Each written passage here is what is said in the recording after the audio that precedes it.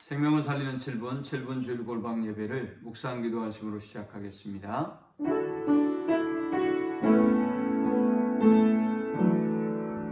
하나님 감사합니다. 귀하고 복된 성일에 주의 백성들이 하나님 앞에 예배할 수 있는 은혜 주심에 감사합니다. 잠잠히 힘들고 어려운 세상 가운데서도 주를 보게 하시고 주께 소망을 두고 믿음으로 승리하는 주의 자녀들 되도록 인도하여 주옵소서. 사순절을 보내며 주님의 고난과 주님의 사랑을 깊이 묵상하고 경험하는 주의 자녀들 되도록 인도하여 주옵소서. 예수님의 이름으로 기도합니다. 아멘. 찬송가 197장 드리겠습니다.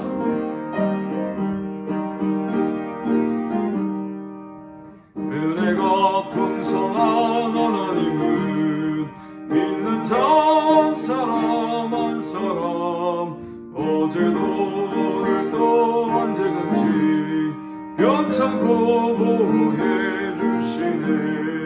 주여 성령의 은사를 오늘도 내려 주소서. 성령의 뜨거운 불길로서 오늘도 충만케 하소서. 정욕과 죄악에 물든 마음을 성령의 불길로 태우사 정결케 하소서. 태우소서. 깨끗게 하여 주옵소서. 주여 성령의 은사들을 오늘도 내려 주소서. 성령의 뜨거운 불길로서 오늘도 충만케 하소서. 희생의 제물로 돌아가신 어린 양 우리 주 예수여 구속의 은혜를 내리시사 오늘도 구원해 주소서. 주여 성령의 은사들을 오늘도 내려 주소서. 성령의 뜨거운 불길로서 오늘도 충만케 하소서. 주님의 기쁘신 은혜만을 세상에 널리 전하리니 하늘의 능력과 권세로서 오늘도 입혀주옵소서. 주여 성령의 은사들을 오늘도 내려 주소서. 성령의 뜨거운 불길로서 오늘도 충만케 하소서. 아멘. 오늘 이 시간에 주시는 살아계신 하나님의 말씀은 신약성경 마태복음 20장 8절에서 16절의 말씀입니다. 저물매 포도원 주인이 정직에게 이르되 품꾼들을 불러 나중 온 자로부터 시작하여 먼저 온 자까지 삭슬 주라 하니 제11시에 온 자들이 와서 한 데나리온씩을 받거늘 먼저 온 자들이 와서 더 받을 줄 알았더니 그들도 한 데나리온씩 받은지라. 받은 후 집주인을 원망하여 이르되 나중은 이 사람들은 1시간밖에 일하지 아니하였거늘 그들을 종일 수고하며 더위를 견딘 우리와 같게 하였나이다. 주인이 그 중에 한 사람에게 대답하여 이르되 친구여 내가 내게 잘못한 것이 없노라. 내가 나와 한 데나리온의 약속을 하지 아니하였느냐? 내 것이나 가지고 가라. 나중은 이 사람에게 너와 같이 주는 것이 내 뜻이니라. 내 것을 가지고 내 뜻대로 할 것이 아니냐? 내가 선함으로 내가 악하게 보느냐? 이와 같이 나중된 자로서 먼저 되고 먼저 된 자로서 나중되리라. 아멘.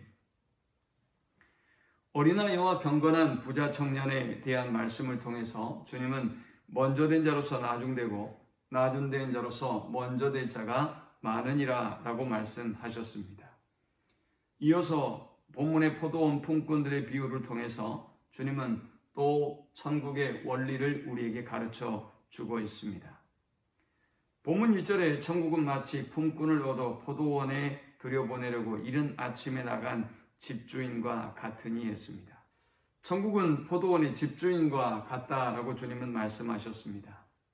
포도원은 주인의 목적과 가치와 경영의 원리에 따라 달라지고 또 결정됩니다. 하나님의 나라의 원리는 단연 하나님의 원리에 있음을 본문은 보여주고 있습니다. 본문의 내용으로 추정컨대 노동시장에 노동자는 넘쳐나고 일자리는 많지 않았던 것으로 보여집니다. 주인은 일찍 일꾼을 구하러 나갔고 그것도 수익을 위해서가 아니라 품꾼을 얻어서 포도원에 들여보내기 위해서 일꾼을 뽑았다라고 본문은 말씀하고 있습니다. 오늘 이 본문을 통해서 우리가 천국의 원리를 세 가지로 살펴보고 함께 은혜를 나누고자 합니다. 먼저 첫 번째 교훈은 공로나 능력이 아닌 하나님의 은혜가 지배하는 나라다라는 것입니다. 부자 청년과 아이의 관점으로 본다면 먼저 된 자는 당연히 부자 청년일 것입니다. 그는 율법을 지키기 위해서 부단히 노력했고 부자이기 때문에 영향력 있는 사람이며 영생에 대한 사모하는 마음을 가진 청년입니다. 그러나 그는 결정적인 순간 그의 재산을 팔아서 가난한 자들에게 나누어 주라는 주님의 명령을 듣고는 주님을 멀리 떠나고 말았습니다.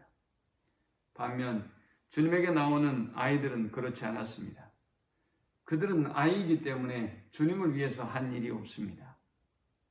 어린아이의 진실성, 의존성, 순수함을 주님은 보시고 어린아이들을 환영하시고 그들을 위해서 축복하시고 기도해 주셨고 천국은 이런 자들의 것이다 라고 말씀하셨습니다.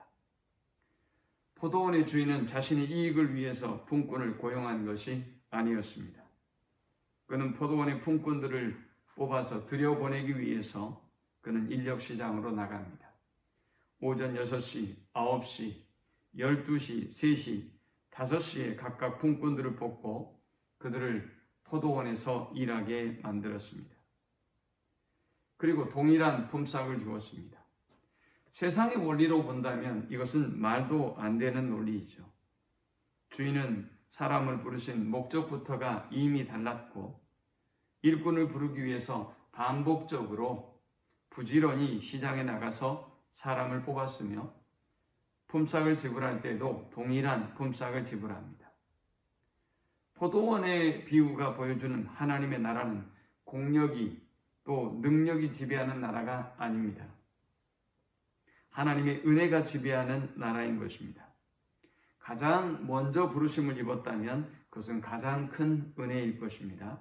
혹시 가장 나중에 부름을 입었다고 한다면 그는 가장 낮은 존재 또 나중된 존재이기 때문에 더욱더 그 부르심의 감격과 기쁨으로 봉사하고 헌신해야 할 것입니다. 하나님의 나라는 은혜가 지배하는 나라입니다. 두 번째, 하나님의 나라는 악한 눈을 벗고 하나님의 관점으로 보아야 하는 나라입니다. 주인은 품꾼에게 품삯을 지불할 때 나중 온 자부터 한 데나리온씩을 지불합니다. 먼저 온 자들이 어떻게 우리에게 이룰 수 있습니까? 그들은 동일한 품삯을 주는 주인에게 불평하며 원망합니다. 그럼에도 주인은 그들을 향해서 친구라고 부르십니다. 그리고 그들에게 두 가지를 말씀하셨습니다. 주인은 그들에게 약속대로 한 데나리온의 품삯을 지불했다는 것입니다. 약속을 지켰다는 것입니다. 두 번째, 주인의 것으로 주인이 행한 일이기 때문에 전혀 아무런 문제가 없다는 것입니다. 그리고 그들의 악한 시각을 꾸짖었습니다. 내 것을 가지고 내 뜻대로 할 것이 아니냐? 내가 선함으로 내가 악하게 보느냐라고 말씀하셨습니다. 악한 눈은 선한 것도 악하게 보이는 것입니다.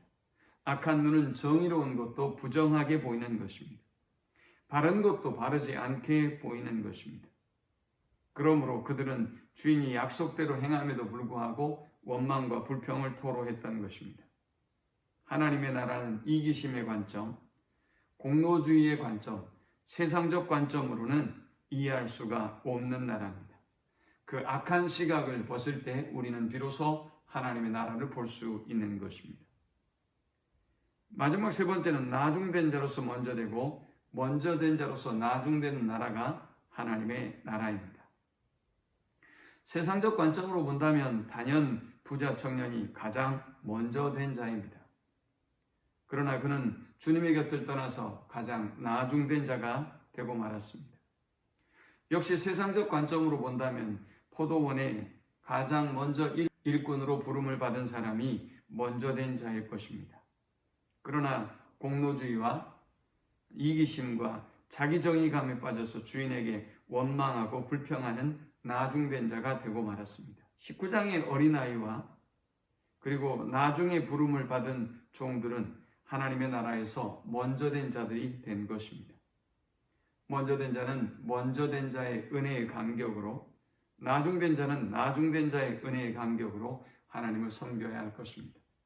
오늘 하나님이 우리에게 주신 은혜와 사랑을 기억하며 항상 겸손하게 하나님을 찬양하며 경배하며 충성하는 우리 모두가 되시기를 축원합니다. 하나님 감사합니다. 귀한 말씀을 통해서 은혜 받고 깨닫습니다. 먼저 된 자로 하나님의 은혜에 감격해서 충성하며 헌신하게 하시고 나중된 자로 부르심을 입었다면 하나님 앞에 그 부르심의 감격, 그 벅찬 은혜의 감격으로 예비하며 충성하며 헌신하는 자들이 되게 하여 주옵소서. 예수님의 이름으로 기도합니다. 아멘. 지금은 우리 주 예수 그리스도의 크신 은혜와 성부 하나님의 극진한 사랑과 성령의 인도보 교통 충만케 하심, 하나님 앞에 항상 겸손한 마음으로 충성을 다하며 먼저 된 자로서의 사명을 다하고 또 나중된 자로서 더욱 하나님 앞에 충성하기를 다짐하며 소망하는 모든 성도들의 머리 위에 지금부터 영원토록 함께 있을지어다. 아멘.